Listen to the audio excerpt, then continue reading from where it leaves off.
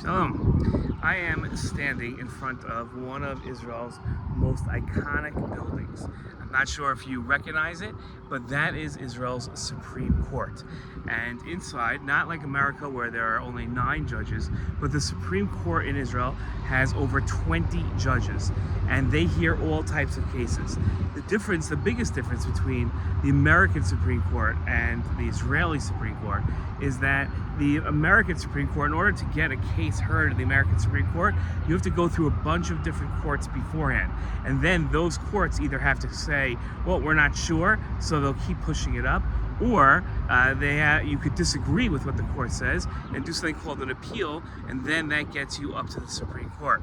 In Israel, there are certain types of cases that you can go directly to the Supreme Court. You don't go to any other courts in the meantime. So I'll give you an example.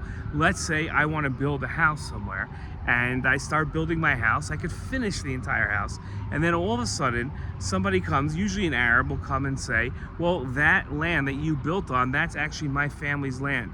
We've owned it for hundreds and hundreds of years.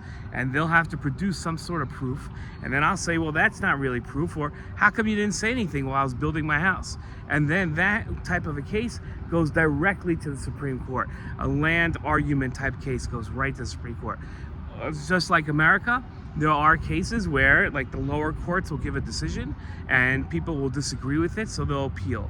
There's one other type of case that goes to the Supreme Court, both in America and in Israel, and that's a case where the Knesset, which we just learned about, the Knesset will pass a law, and that law will make somebody's life harder. And they'll say, well, hold on a second, that law can't be legal, that's not fair. Why should that be the law? Hold on one second as we wait till this sirens go by. So we don't get too disturbed here. Okay, great. And they'll say, I don't like that law. That law's not fair to me. Well, what do you do if a law's not fair to you? Who do you go to complain? Who do you go to get the law changed? And the answer to that is you go to the Supreme Court and you say, hey, the Knesset passed the law. I don't think it's fair to me, so I want that law changed. And the Supreme Court will hear the case, as long as you're not just saying I don't like the law, but you really have a reason to say that that shouldn't be a law. The Supreme Court judges will hear the case, and they can then say, yeah, he's right. The law isn't fair, and therefore the law shouldn't pass, and the Supreme Court will reject the law. In that case, the law doesn't stand, and the person wins the case. Those are the different types of cases that are heard in the Supreme Court of Israel. And the Supreme Court of Israel is a very, very important body, very important institution.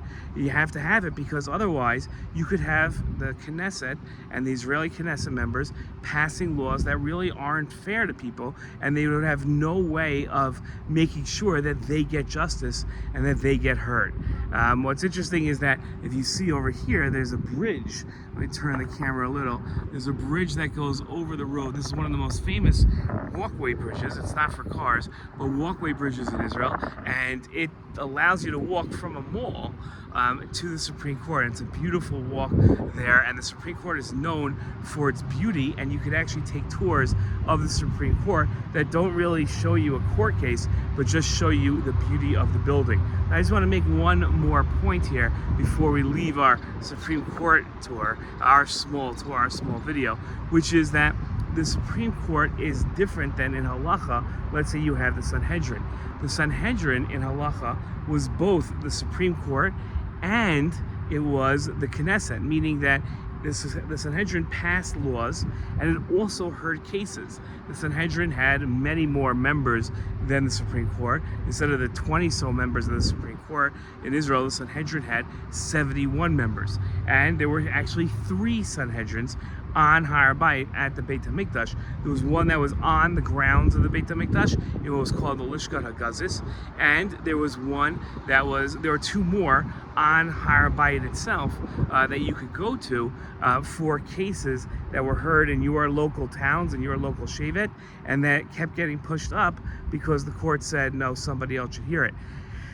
the Sanhedrin here doesn't follow, the Supreme Court here doesn't follow Torah laws like the Sanhedrin does, but you are able, what's interesting in Israel, you are able to bring, and this is what we were talking about before, when we talked about the difference between whether or not you get to use religion in the government, while in America you wouldn't be allowed to. Here in the Supreme Court, you would be allowed to bring up halacha as an argument for yourself. And as you could say that, like, the halacha says this, and therefore I think the judges should take that into consideration.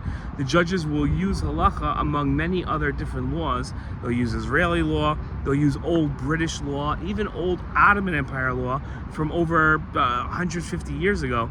They'll use in their decisions to decide what is right in which case. So that's our video on the Israeli Supreme Court. I hope you enjoyed it. Shalom.